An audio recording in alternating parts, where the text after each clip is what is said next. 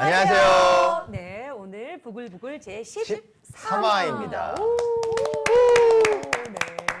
참 더디지만 끈질기게 꾸준히. 하고 있어요. 우리 지금 구독자 수도 엄청 늘고 있고요. 그리고 조회수도 지금 1000회를 돌파하고 1000회에 육박한 영상들이 많이 있습니다. 여러분들 덕분이에요. 감사합니다. 네. 감사합니다.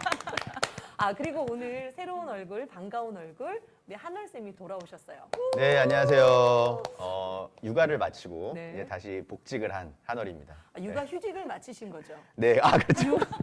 육아도 육아는 계속됩니다. 지금. 육아는 끝나지 예, 않았잖아요. 저도 모르게 속마음 튀어나왔네요. 네.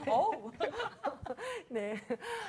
육아 휴직을 네. 마치고 돌아오셨는데 어떠셨어요? 육아 휴직 기간 동안? 예, 어쨌든 육아에 집중할 수 있는 아주 좋은 시간들이었습니다. 네.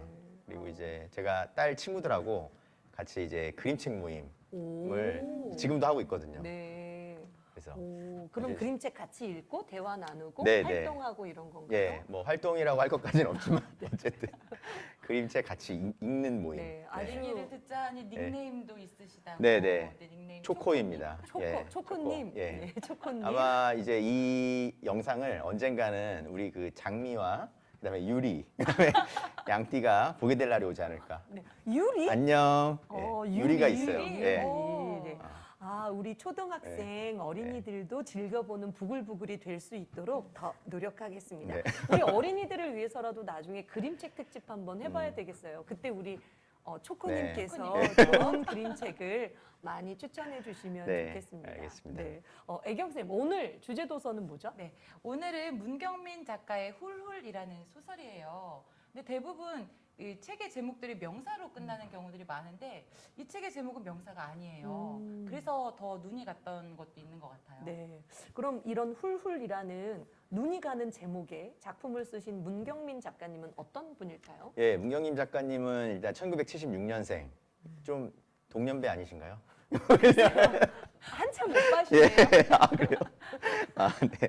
그래서 어쨌든 동국대학교 문화예술대학원 문해창작학과를 졸업하고 2016년에 중앙신인문학상에서 곰씨의 동굴이라는 소설이 당선되면서 등단하셨습니다.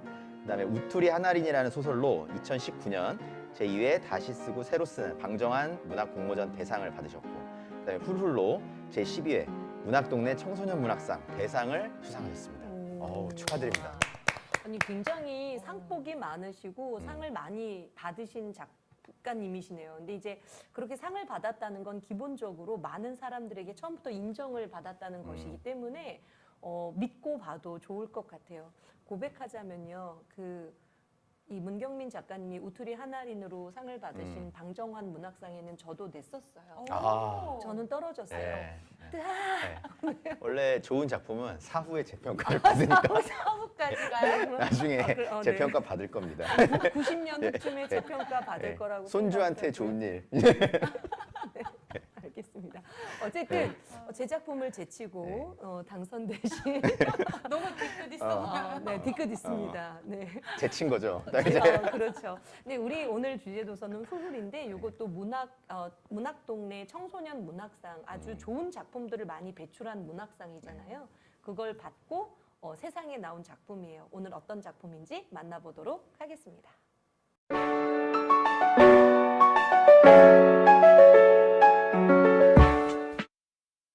나는 유리야. 나는 외할아버지랑 살고 있어. 근데 외할아버지랑은 피 한 방울도 섞이지 않았어. 나를 입양한 엄마 서정희 씨는 내가 8살이 된 해에 집을 나간 후에 한 번도 본 적이 없어. 나는 내 출생의 비밀을 알고 싶어. 내 진짜 부모는 누구일까? 나는 어른이 되어서 그들 앞에 보란듯이 나타나고 싶어. 그래서 나는 지금 4년 장학금을 주는 기숙사가 있는 대학에 가려고 해. 근데 공부가 잘 안 돼. 외할아버지랑 잘 지내냐고? 나랑 외할아버지는 한 집에 살지만 서로의 삶에는 간섭하지 않아. 나는 1층에 살고 외할아버지는 2층에 살아. 그런데 외할아버지가 요즘 어딘가 좀 이상해. 아프신 것 같기도 하고. 여행에 다녀오신다고 하는데 병원 냄새도 나고 머리카락도 좀 많이 빠지는 것 같고 자꾸만 말라가. 외할아버지에게 무슨 일이 생긴 걸까?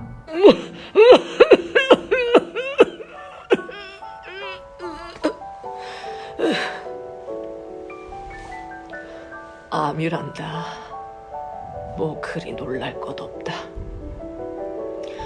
너는 내 걱정일랑 하지 말고 고등학교를 졸업하면 이 집을 떠나라. 그리고 네 길을 가면 돼. 나는 그리 잘 살아오지 못했다.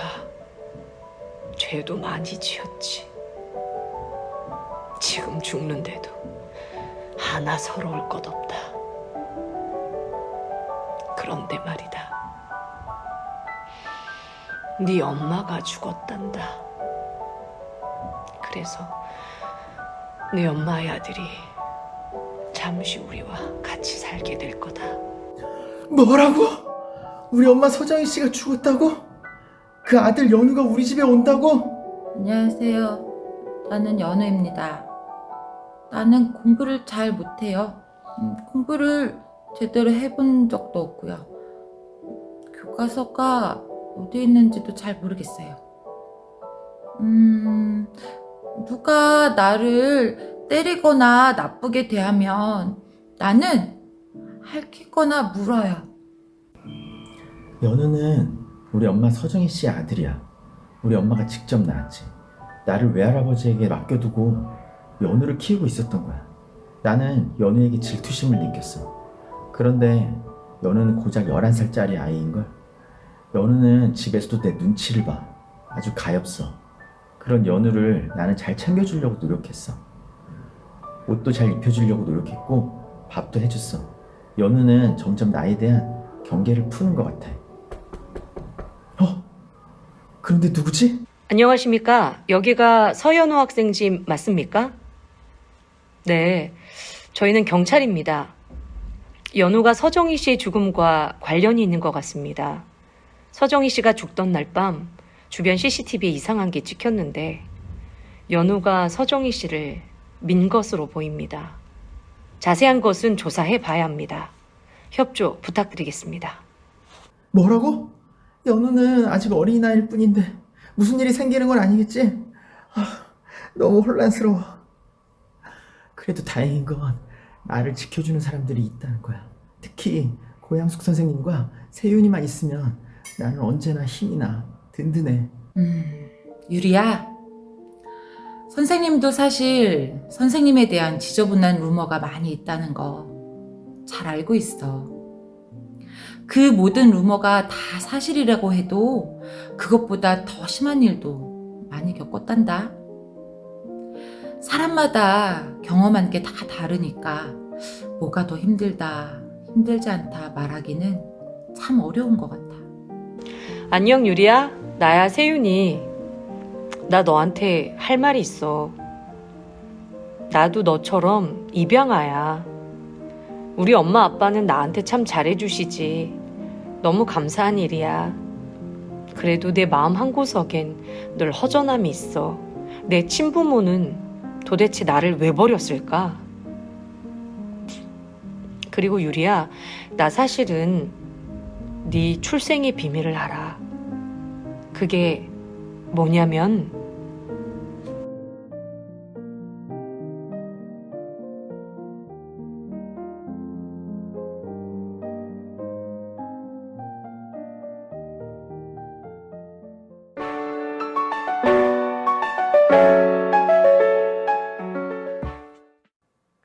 네, 얼쌤 이 책을 어떻게 읽으셨어요? 네, 되게 재밌게 읽었어요. 그때 이제 기억 나시는지 모르겠지만 주말인가 연락이 와가지고 월요일까지 읽어보라고 하셨잖아요. 저희가 숙제를 좀 급하게 내는 편입니다. 네, 그래서 이제 부랴부랴 전자도서관에서 빌려서 읽었는데 거의 그날 밤에까지 그냥 한 번에 쑥 읽었어요. 그래서 뭔가 되게 재밌게 몰입하면서 읽었던 것 같습니다. 저도 손에서 딱 잡자마자 그 앉은 자리에서 쭉 읽었던, 그러니까 손에서 책을 펴면 몰입해서 읽을 수밖에 없는 그런 이야기인 것 같아요. 네.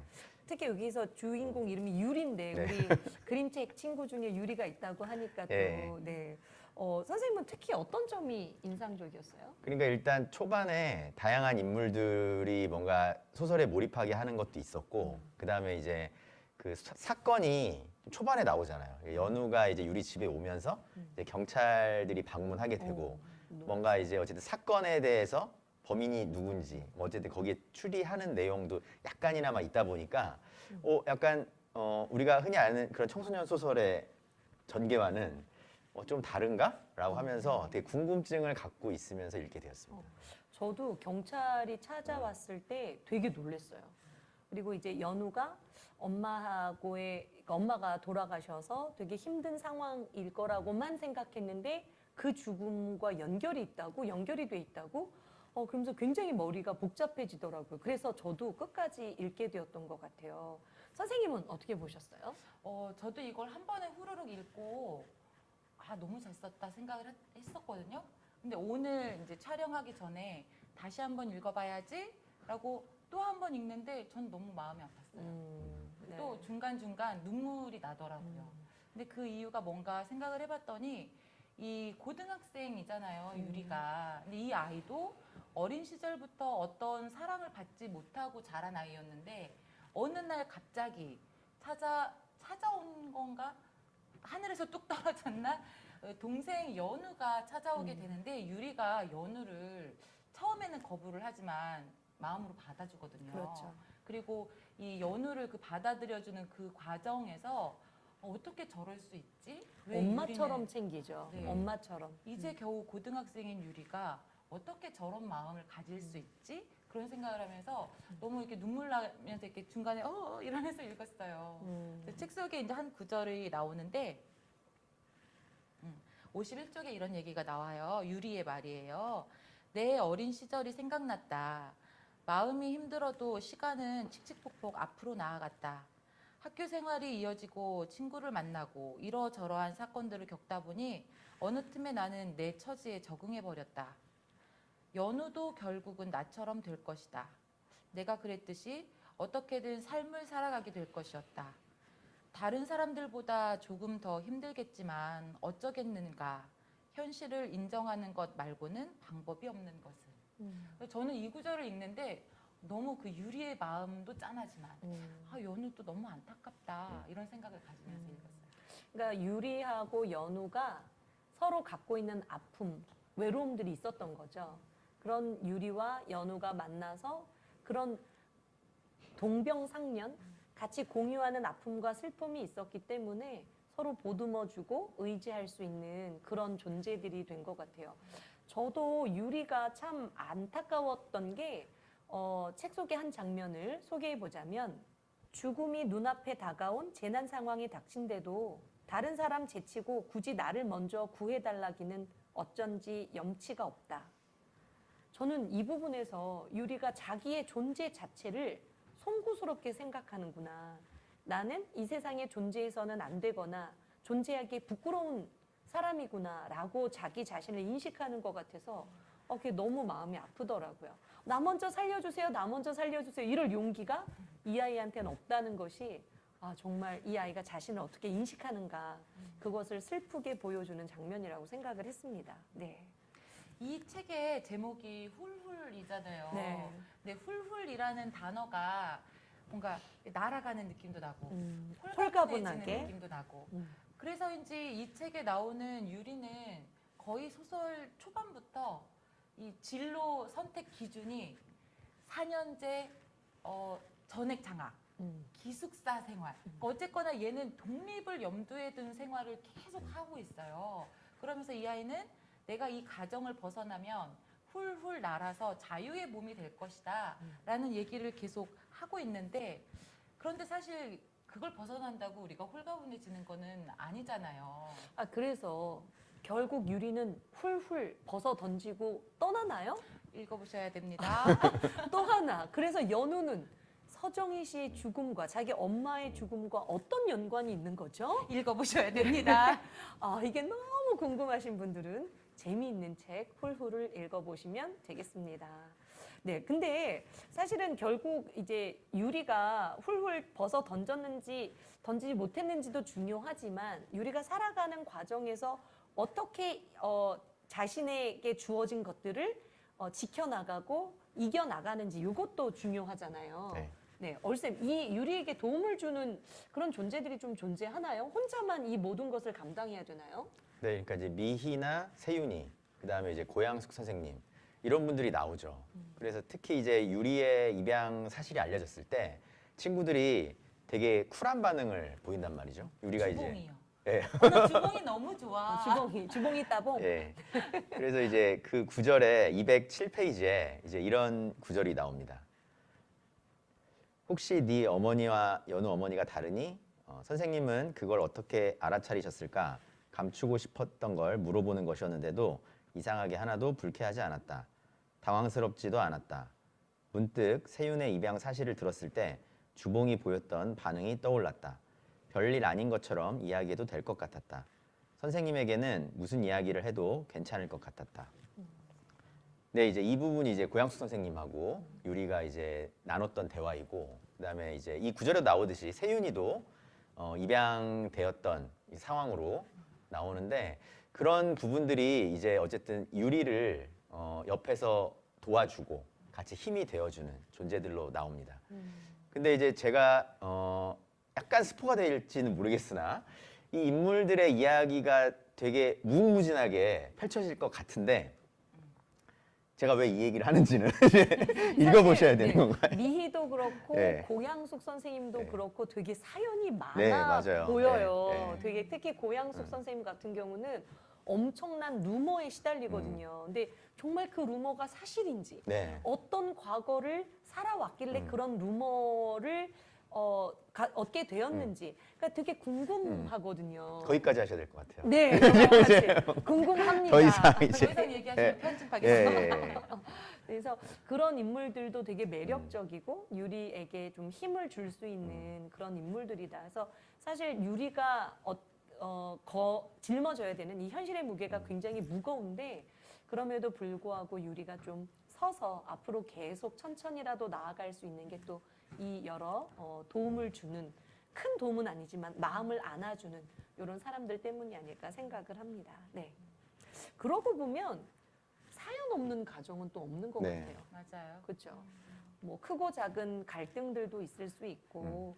그래서 저는 이 책을 읽으면서 어떤 가정사가 좀 복잡한 친구들이 또 어떤 면에서는 위로를 받을 수 있지 않을까 이런 생각도 네. 해봤습니다. 근데 이제 빌런도 있잖아요, 여기에. 병규 그리고 진성이 네. 정말 진성이 진상. 네. 의도한 거 아닐까요? 그 이름을 약간. 그럴 수도 아, 있겠네요. 네, 그럴 수도 네. 있겠어요. 네. 그러니까 아주 근데 정말 현실감 있어요. 네. 맞아요. 저희는 가끔 교실에서 그런 학생들을 만나거든요. 굉장히 선생님에게 공격적이고 다른 사람의 약점을 막 까발리려고 하는 까발려도 용어 괜찮나요? 네, 전문 용어인데 네. 그래서 그런 아이들 그리고 야비하고 사람들을 막 찍어 누르려고 하는 아이들 저희는 교실에서 만나 봤었거든요. 너무 현실적이어서 아우 정말 주먹을 불끈 쥐면서 이 책에서 유일하게 너무 통쾌한 장면이 나와요. 아, 유일은 아닌가요? 다 굉장히 슬프고 이런 흐름이 있는데 네. 그 가운데 이 네. 아이들을 향한 이런 통쾌한 그렇죠. 아 이게 나오는데 저 박수 치면서 네. 읽었잖아요. 그리고 약간의 로맨스도 있죠. 아, 그렇죠. 로맨스. 네. 즉 빌런도 있고 로맨스도 있고 감동도 설레. 있는 네. 어떤 로맨스일까 한번 읽어보시면 좋겠습니다.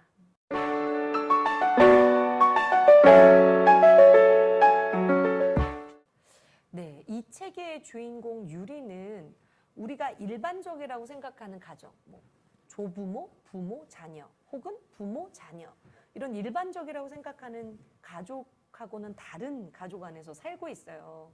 입양되었다가 사실은 버려지듯 외할아버지에게 맡겨졌고 그러다가 전혀 피 한 방울 섞이지 않은 연우하고도 또 이렇게 같이 살게 되는 거죠.